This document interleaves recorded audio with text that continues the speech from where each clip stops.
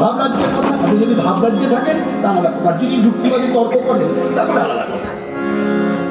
ভাবরাজ্যে আমার অনুভবে বলছে কবিগুরুকে প্রসন্ন করতে হলে সবাই মিলে হাতে তালি দিয়ে হরি বল রে বদলে, হরি বল রে বল রে বদলে, হরি বল রে, হরি বল রে বদলে, হরি বল রে, হরি বল রে বদলে, হরি বল রে, হরি বল রে বদলে, হরি বল রে, এবার বল রে বদলে, হরি বল রে, হরি বল রে বদলে, হরি বল রে, হরি বল রে বদলে, হরি বল রে, বলো হরি বলো, বলো ভাই, হরি নাম বিনা জীবের অন্য গতি নাই। একবার হরি বলো, হরি বলো, হরি বলো ভাই, হরি নাম বিনে জীবের অন্য গতি নাই।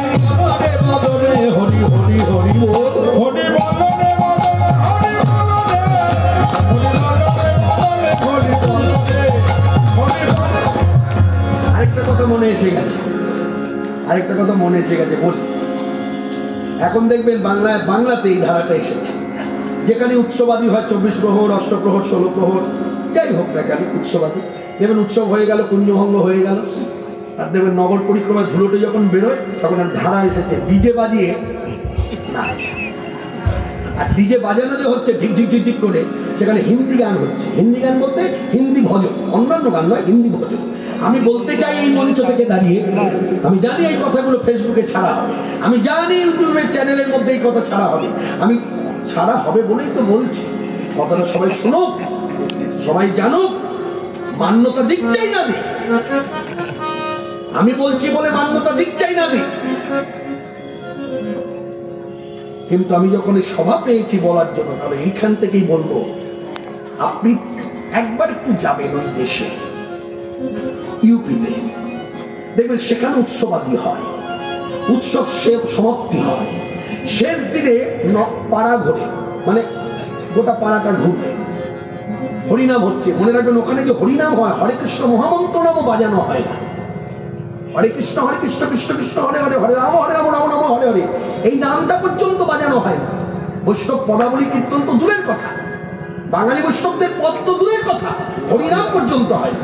সেখানকার মানুষ, ওই দেশের ভক্তরা যে গান তৈরি করেছে সেই গান বাজায়।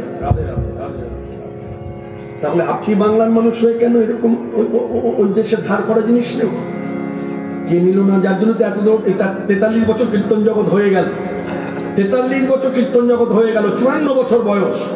এবার তো আমাকে দেখে কেউ বলছে এটা 54 বছর, বলছে বাবারে আপনি তো দিনে দিনে অন্যরকম হয়ে যাচ্ছে। না, আরো অন্যরকম হয়ে যাও। অন্যরকম মানে আরো, আর অন্যরকম হওয়ার পেছনে কারণ আছে। ওদের সঙ্গে লড়াই করতে হবে না আমাকে, পদ্ম পলাশ আছে, পলাশ আছে, ওটা আছে, ওদের সঙ্গে লড়াই করতে গেলে তো তখন যুবক হতেই হবে। যাই হোক, আনন্দের হাতে দাঁড়িয়ে আনন্দের মধ্য দিয়ে বলি, উপরসের কথা বললাম, কেউ ব্যথা পাবেন না, কাউকে আঘাত করতে এখানে আসিনি, আঘাত করবো না, করতে চাইও না। এই কথা তো যদি কেউ কোনোভাবে একটু যদি মনের মধ্যে কিন্তু জাগে, তার জন্য ক্ষমা পাচ্ছি, একটু উপরস করলাম না।